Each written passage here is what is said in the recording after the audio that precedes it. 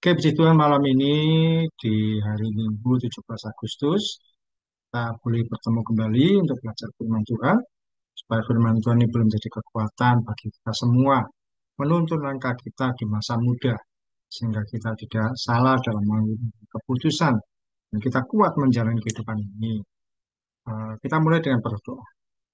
Mari kita bersatu hati dalam doa. Tuhan Yesus, terima kasih untuk kebaikan-Mu pada malam ini Tuhan, kami mau sharing firman, belajar firman-Mu, boleh jadi kekuatan bagi kami semua, sehingga kami boleh layak menjalani hidup ini berkenan di hadapan Tuhan, sesuai dengan yang Tuhan ajarkan. Berkati fasilitas yang ada pada kami, HP, laptop, semua jaringan yang ada, maupun paketan yang terpakai, semua aman Tuhan, tidak ada masalah, tidak ada kondisi-kondisi terputus di tengah jalan. Dalam nama Tuhan Yesus kami berdoa dan mengucap syukur. Amin. Iya, puji Tuhan, hari Minggu, bertepatan dengan peringatan Hari Ulang Tahun Kemerdekaan Indonesia yang ke-80. Ya, kita belajar firman Tuhan kali ini eh, berkaitan dengan kemerdekaan Indonesia. Nah, beralih sebentar dari yang lalu, yaitu saya beri judul bersyukur untuk kemerdekaan. Syukur untuk kemerdekaan. Eh, yang pertama, ya, kita mulai kebiasaan baru, menceritakan kebaikan Tuhan yang kalian alami, yang kita alami dalam satu minggu ini. Kalau dari saya bercerita bahwa minggu ini eh, saya mungkin mengalami ada gangguan kesehatan. Tapi saya bersyukur bahwa saya masih bisa melakukan berbagai aktivitas meskipun mungkin tidak lancar, tidak normal, tidak seperti waktu tidak ada gangguan, tidak sakit, tapi saya bersyukur masih bisa menyelesaikan banyak hal dan masih bersyukur tidak sampai tidak beraktivitas sama sekali. Saya bersyukur diberi kesempatan ada gangguan kesehatan atau sakit, tapi puji Tuhan saya masih bisa mengerjakan banyak hal yang sehingga tidak ada yang terhambat. Nara, apa yang kamu alami dalam satu minggu ini? Kebaikan Tuhan yang bisa diceritakan.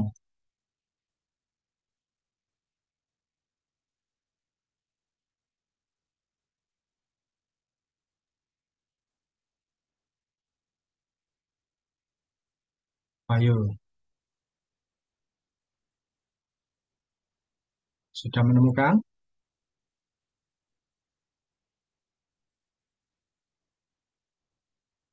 Mungkin kayak aku sekarang kayak lagi sakit gitu, tapi aku bersyukur karena hmm, sakitnya cepat sembuh gitu, terus gak waktu lagi ada hal penting. Oh ya, puji Tuhan. Syukur. Memang kasih mengalami sakit, tapi tidak pas ada yang penting dan bisa segera sembuh. Puji Tuhan, itu kebaikan Tuhan. Hal yang kecil, tapi Tuhan berikan kesempatan untuk kita mengalami kebaikan Tuhan. Kalau Sinta, apa kebaikan Tuhan yang kamu alami dalam satu minggu ini? Satu saja.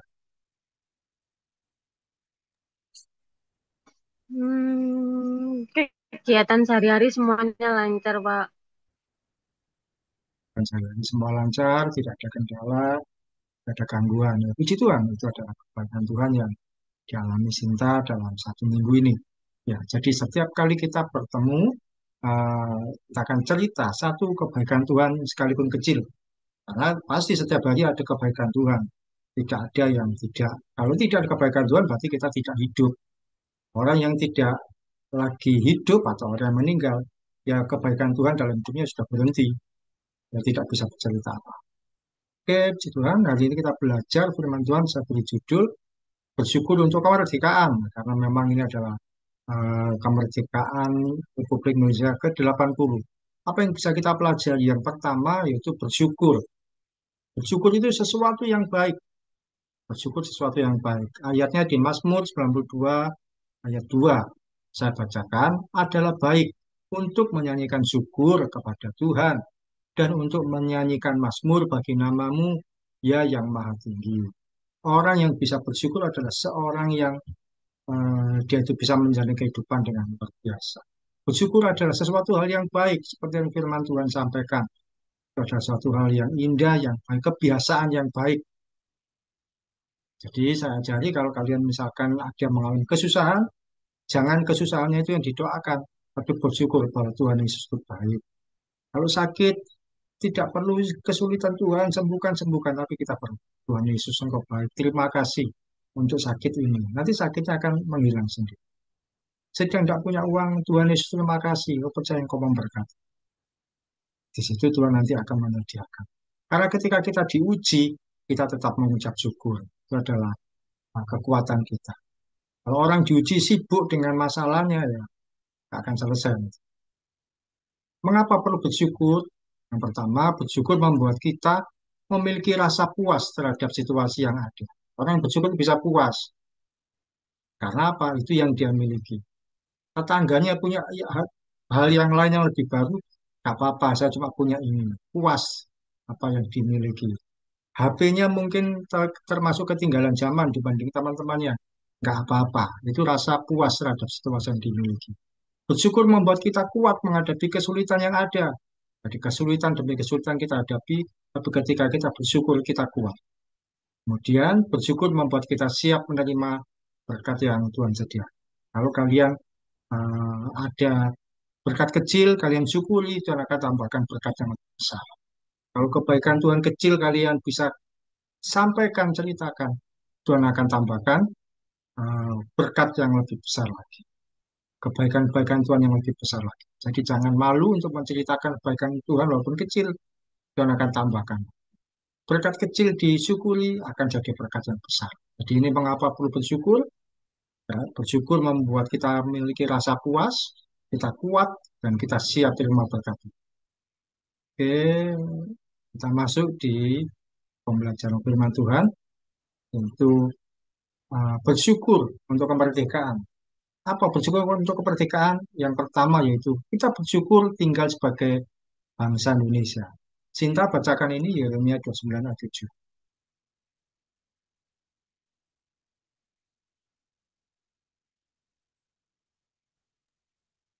Yeremia 9 ayat 7, usahakanlah kesejahteraan kota kemana kamu aku buang, dan berdoalah untuk kota itu kepada Tuhan, sebab kesejahteraannya adalah kesejahteraanmu. Amin. Iya, ada kata-kata aku buang, Tuhan yang membuang. Itu maksudnya Nabi Yeremia bersama dengan bangsa Israel waktu itu dibuang jadi tahanan di eh, bangsa Babel, di kerajaan Babel, dibuang di tempat Babel jadi orang yang jajahan, dijajah, ditahan. Tapi Tuhan berkata, kemana kamu aku buang berdoa untuk kota itu kepada Tuhan. Artinya juga ketika kita ditempatkan di bangsa Indonesia ini, berdoalah untuk bangsa ini. Kita ditempatkan di bangsa ini sama Tuhan, berdoalah untuk bangsa ini supaya bangsa ini menjadi semakin baik, supaya bangsa ini semakin pulih, semakin membawa kesejahteraan. Dibangga sebagai bangsa Indonesia, dan bersyukur kita tinggal sebagai bangsa Indonesia.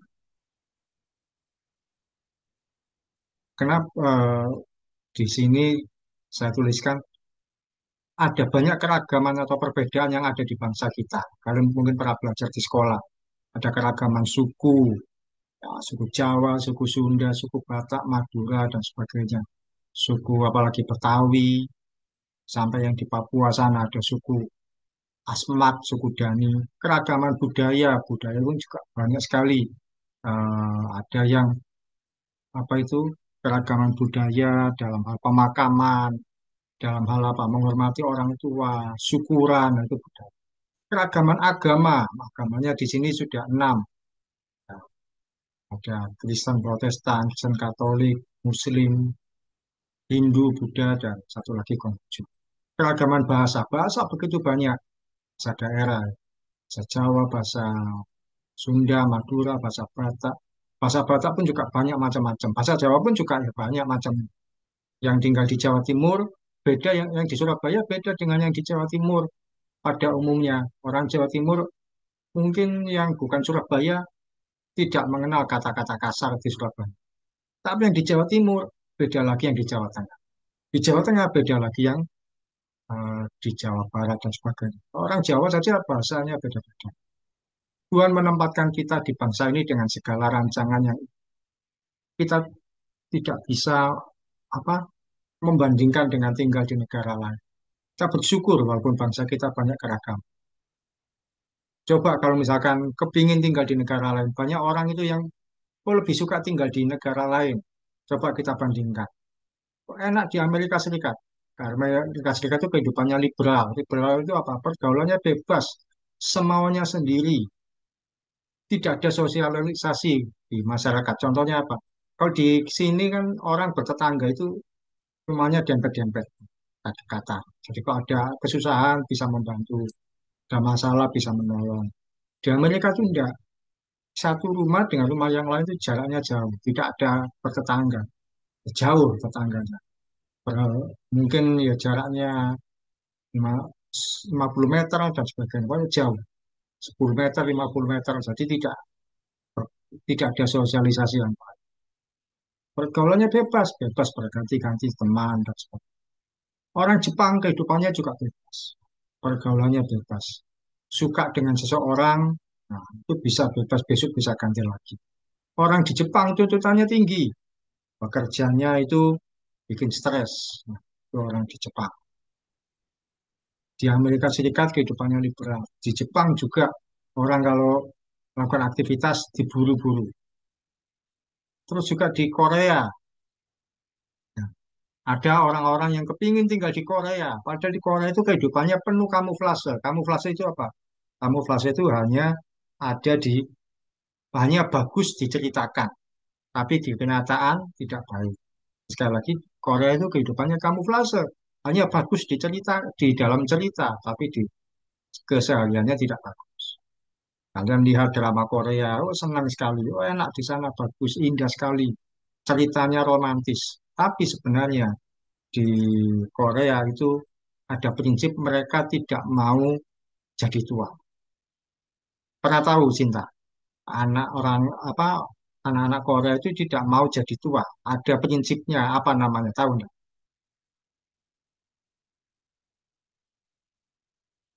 Nggak tahu, Kak. Pernah dengar kata ini, forever young. Cinta pernah dengar kata forever young. Iya, Kak. Nara pernah dengar nggak kata forever young? Selamanya jadi anak muda. Itu kan sebenarnya itu prinsipnya anak-anak Korea, orang Korea. Mereka mereka kalau umur 30 tahun itu terancam merasa jadi tua. Jadi banyak anak-anak Korea itu tidak mau eh, jadi tua. Saya pernah dengar siaran berita berkali-kali anak umur 26 tahun akhirnya harus meloncat dari gedung tinggi untuk mati bunuh diri. Ada anak yang gantung diri. Kenapa? Karena kalau umur 30 ke atas mereka sudah jadi tua dan merasa tua.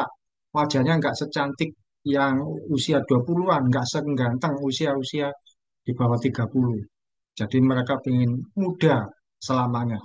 Yang dilakukan apa? Ya mati muda, kan selamanya muda. Itu forever young. Itu nggak baik. Bukan hal yang bagus untuk kita. Jadi, oh kepingin di Korea. Korea seperti itu. Tidak mau jadi tua. Di Afrika sering terjadi bencana dan kelaparan. Di Timur Tengah terjadi peperangan. Sampai hari ini di Timur Tengah sering peperangan. Saya kecil tahun 90-an sampai sekarang. Di Timur Tengah sering terjadi peperangan, nggak beres-beres. Karena itu bersyukur tinggal di Indonesia. Jangan suka membandingkan tinggal di negara lain. Loh, di sana enak, gajinya banyak.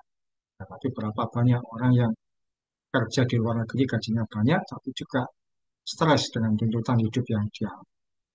Bersyukur kita ada di Indonesia. Bersyukur tinggal sebagai warga negara Indonesia. Banyak sekali sekarang orang punya eh, prinsip-prinsip, punya bayangan kepingin kabur. Kabur aja dari Indonesia. Nah, ngapain kabur dari Indonesia? Mau cari makan di mana? Mau cari penghidupan di mana? Indonesia ini sudah paling baik untuk bangga. Banggakah kamu sebagai warga Indonesia? Ini peta Indonesia. Nara, bangga enggak kamu sebagai warga negara Indonesia? Kamu Bangga. bangga. Sinta, bangga enggak kamu sebagai warga Indonesia? Dilahirkan di sukumu. Bangga, berarti. Bangga, Pak. Harus bangga. Mungkin kalau ini ditanyakan pada orang di negara lain, ya mereka memang harus bangga dengan negaranya. Tapi kita dilahirkan di Indonesia, kita bangga.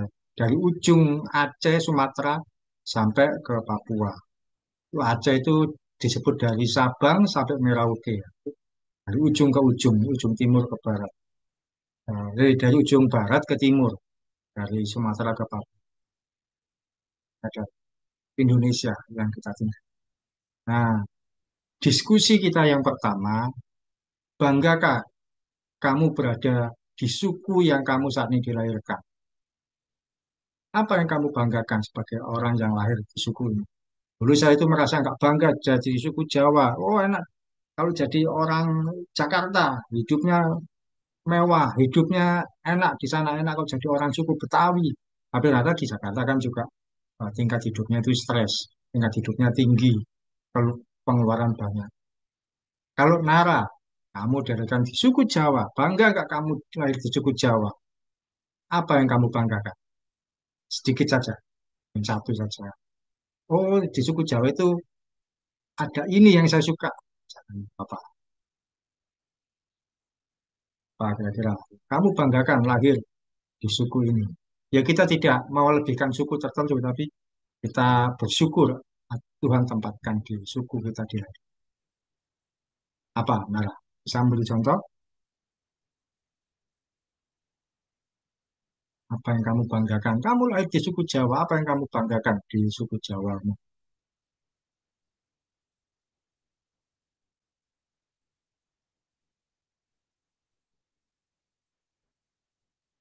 Apa misalnya?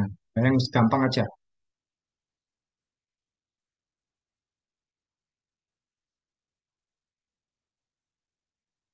bisa lewati dulu. Sinta, di suku yang kamu ada dilahirkan, apa yang menurut kamu bisa dibanggakan? Punya banyak saudara mungkin, Pak. Punya banyak saudara, bisa. Oh, di mana-mana ada saudara, bisa mendukung, bisa apa namanya itu membuat kekerabatan itu jadi kuat. Ya, bisa. Nara, bisa menemukan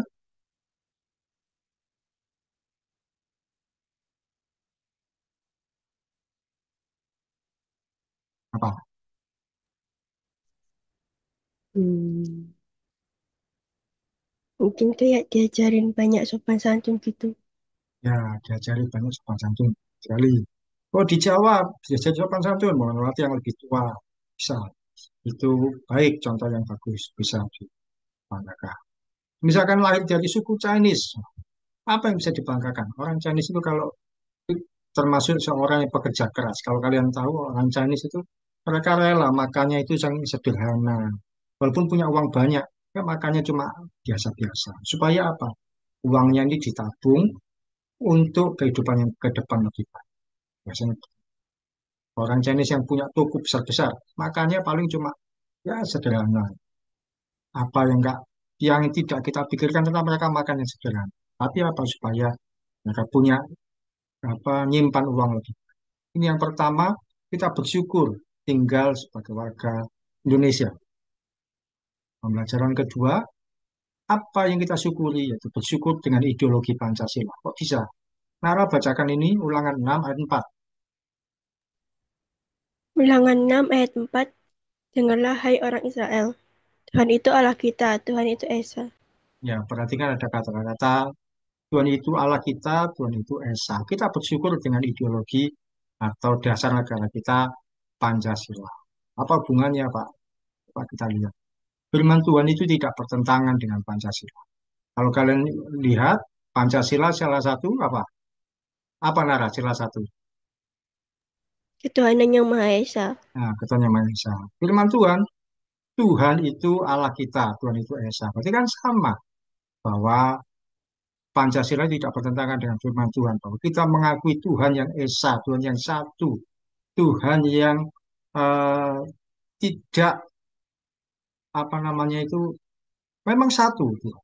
Tidak terbagi-bagi, tidak eh, menjadi berapa-berapa satu. Ketuhanan yang Maha Esa, Tuhan yang satu. Jadi kalau ada orang yang berkata, oh Tuhannya orang Kristen itu beranak, nah itu salah. Tuhannya orang Kristen itu ada tiga, salah juga. Tuhan itu satu dengan apa pribadi yang memang disebutkan tiga, tapi sebenarnya satu.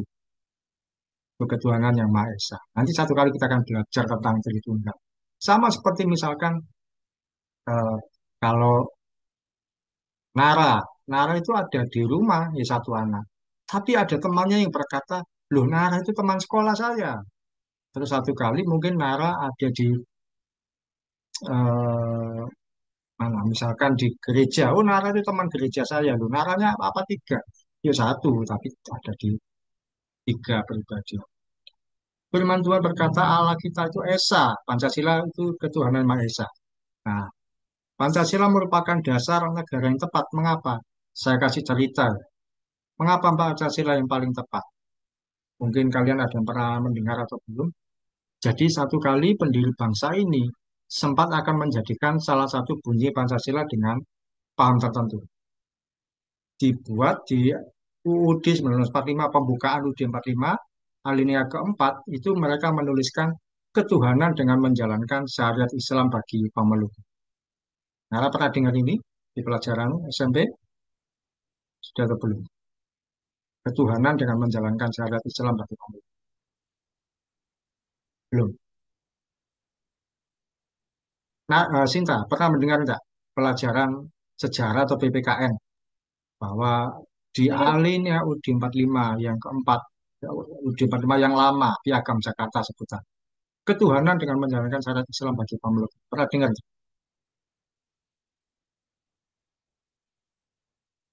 pernah, Pak. Pernah. Nah, itu mau dijadikan bunyi Pancasila yang pertama yang itu. Tapi ya orang-orang Indonesia Timur, tokoh-tokoh bangsa kita dari Indonesia Timur itu mana? Jadi apa NTT, Ambon sampai Papua tidak setuju dengan kalimat itu karena kan seakan-akan dikuasai oleh agama tertentu. Pada akhirnya digantilah dengan kalimat ketuhanan yang Maha Esa. Pancasila menyatukan perbedaan suku, bangsa, agama, budaya, dan bahasa. Cukup sekali. Nah, akhirnya jalan dengan kita akhirnya berjalan dengan ideologi atau dasar negara Pancasila. Coba kalau dengan yang dituliskan itu, ya, tentu kita akan orang Kristen akan kesulitan untuk menjalankan ibadahnya. Sekarang aja sudah sulit karena banyak gereja ketika ibadah dibubarkan, gereja ketika berdoa dianggap salah, gereja mau berdiri dilarang. Tapi ya kita bersyukur ada sebagai Pancasila. Nah, ini Piagam Jakarta yang merupakan pembukaan UUD 45. Di bagian pertama tertulis ketuhanan dengan kewajiban menjalankan syarat Islam. Tuhan ini tidak berlaku. Diganti ketuhanan yang Maha Esa. Tuhan yang disembah oleh dengan cara yang berbeda dari masing-masing agama. Nah, diskusi kita yang kedua, menurut kalian apa yang dimaksud dengan merdeka? Menurut Nara, merdeka itu apa menurut?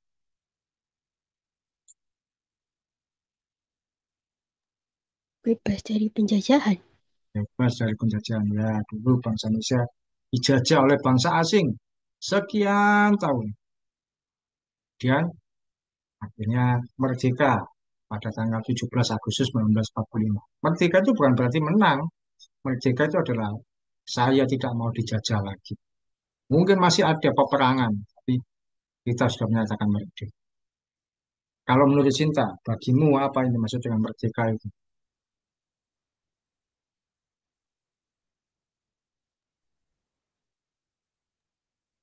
Ehm, bebas, Pak. Bebas, ya. Apa? Bebas apa? Bebas untuk apa ya? Bebas dari, ya, penjajahan. Bebas dari tekanan. Ya, bebas dari tekanan boleh. Jadi ketika dijajah oleh bangsa lain kita tertekan, tidak bisa bebas melakukan apapun. Bahkan untuk yang sekarang yang kita maksud merdeka adalah apa? Kita bebas untuk beraktivitas, kreativitas, kita bebas untuk berkarya. Itu adalah kemerdekaan untuk yang sekarang. Kita bebas untuk melakukan apapun, kita bebas sekolah. Kita sekolah dengan bebas itu juga dari kemerdekaan. Karena dulu orang-orang seperti kita yang bukan keturunan bangsawan tidak bisa sekolah. Sekolahnya sekolah yang ya biasa, tidak sama dengan tapi kita bebas sekolah, memilih di sekolah mana yang kita mau. Bekerja pun juga begitu. Di mana yang kita inginkan, ya kita bisa bebas, kita merdeka. Kalau dulu ya tidak bisa sembarangan orang bisa kerja. Terakhir, bagian terakhir kita belajar apa bersyukur tentang kemerdekaan. Yang tadi bersyukur kita tinggal sebagai bangsa Indonesia. Yang kedua, bersyukur kita punya paham namanya Pancasila, dasar negara. Yang ketiga, kita bersyukur untuk kondisi yang saat ini ada. Cinta bacakan 1 Tesalonika 5 ayat 18. 1 Tesalonika 5 ayat 18. Mengucap syukurlah dalam segala hal, sebab itulah yang dikehendaki Allah di dalam Kristus Yesus bagi kamu. Iya, firman Tuhan mengajarkan mengucap syukur dalam segala hal.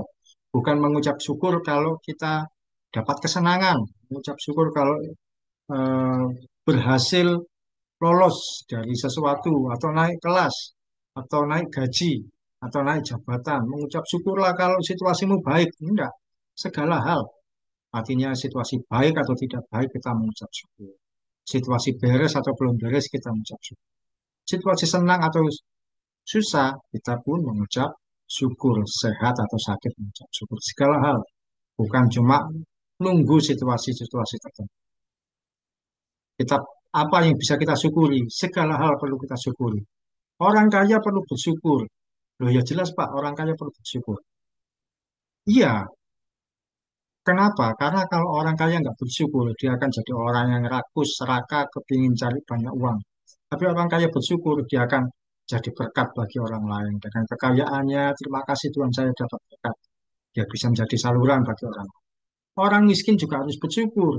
Jadi ketika keadaannya cuma seberapa pun dia bersyukur.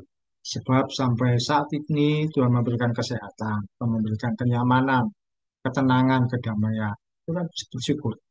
Orang punya rumah bersyukur. Dia tahu kemana dia harus pulang. Yang kos dan kontrak pun juga bersyukur. Kenapa? Karena dia masih bisa terhindar dari panas, dari hujan, dari situasi-situasi yang tidak nyaman, masih bisa tinggal dengan. Karena apa? Masih banyak orang di sekitar kita yang mereka akhirnya tidurnya juga harus ngemper, harus di jalanan. Kita yang masih punya rumah atau tinggal di tempat manapun, kita bersyukur. Punya uang bersyukur. Nggak punya uang pun bersyukur. Kita bisa mengatakan Tuhan kok baik. Sekalipun kondisi yang dihadapi mungkin masih pas-pasan. Kita bersyukur pada Tuhan. Tidak mengeluh. Wah Tuhan nggak punya uang, ngomel-ngomel terus. Jangan.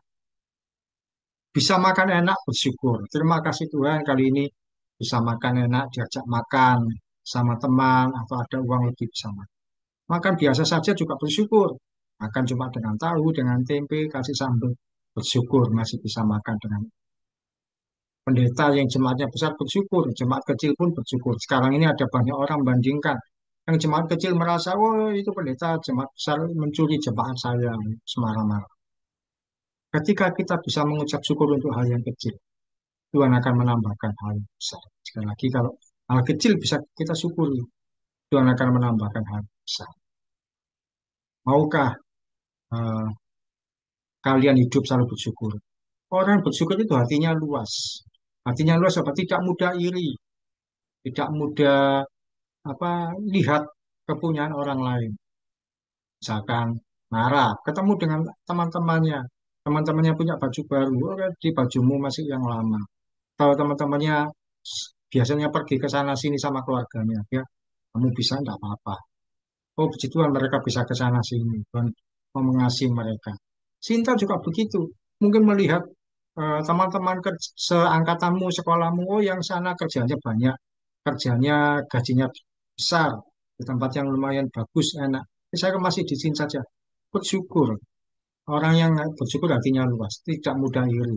Ya, tak apa-apa, saya masih di sini, masih bisa bekerja. Orang yang bersyukur selalu bersuka cita. Apa? Wajahnya itu penuh dengan senyum, penuh dengan kesukaan, ramah. Tapi nggak bisa bersyukur, mudah ngomel, mudah mengeluh, mudah cemburu. Orang yang bersyukur hidupnya tenang, karena tidak ada yang dibanding. Kalau orang yang nggak bersyukur, ini gerusa gerusu itu apa? Selalu khawatir, selalu nggak tenang. Karena merasa bahwa yang dia miliki masih kurang. Jadi, maukah kita untuk bersyukur supaya kita menjalani hidup ini dengan baik? Menjalani kemerdekaan ini juga dengan hati yang tenang. Diskusi yang terakhir, bersyukurkah kamu dengan keluargamu saat ini? Nara, apakah kamu bersyukur dengan keluargamu saat ini? Bersyukur. Apa yang bisa kamu syukuri dari kehidupan bersama keluargamu saat ini? Hmm. Apa yang bisa kamu syukuri dari kehidupan sama dengan keluarga?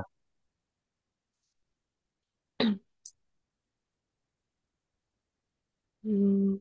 Keluarganya sehat semua. Oh, keluarganya sehat semua. Ya, puji Tuhan. Keluarganya sehat-sehat itu ada yang baik yang perlu disyukuri. Tidak ada yang sakit, yang parah, yang membuat kesusahan. Sinta, apakah kamu bersyukur dengan keluargamu yang ada saat ini?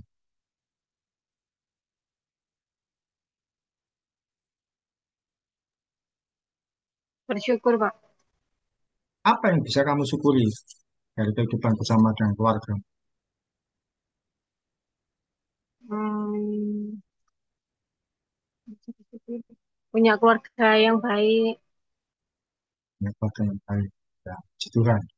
Ya, keluarga yang baik, yang mengasihi, melindungi, menyayangi, ya, itu adalah hal yang bisa disyukuri dari kehidupan kita bersama keluarga. Ya, puji Tuhan itu yang kita pelajari hari ini. Kita bersyukur untuk kemerdekaan dengan cara kita bersyukur tinggal sebagai bangsa Indonesia. Apapun terjadi, tinggal di Indonesia itu bersyukur. Kalau kalian tahu, satu kali ada di TikTok, orang tentara Indonesia, dia pindah jadi tentara di Rusia. Pernah lihat nggak di TikTok, Sinta? Tentara Indonesia marinir, dia jadi tentara di Rusia. Pernah tahu? Kan ikuti. Kayak pernah dengar, Pak. Nah, ketika di Rusia dia bilang, saya enak di sini, bayarannya mahal, dia jadi tentara bayaran. Per bulan dapat 40 juta daripada di Indonesia. Tapi beberapa waktu kemudian terus dia bikin TikTok lagi, bikin video lagi berkata, minta tolong supaya dipulangkan ke Indonesia, kangen dengan Indonesia. Nah, berarti kan saya nggak bersyukur dengan tinggal sebagai orang Indonesia sampai pindah ke sana, di sana ingin balik ke sini. Kemudian bersyukur sebagai kemerdekaan apa? Bersyukur karena kita punya ideologi Pancasila yang mempersatukan, yang membuat menjadi aman untuk semua. Karena kita bersyukur untuk segala sesuatu. Oke, Nara, tutup doa, bisa? Silakan. Mari kita berdoa. Tuhan Yesus, kami baru saja menyelesaikan kamsel pada malam hari ini, dan sebentar lagi kami akan melanjutkan aktivitas kami masing-masing. Dalam nama Tuhan Yesus, Haleluya, amin. Amin. Tuhan, makasih Nara, cinta, terima kasih. Terima kasih, Pak.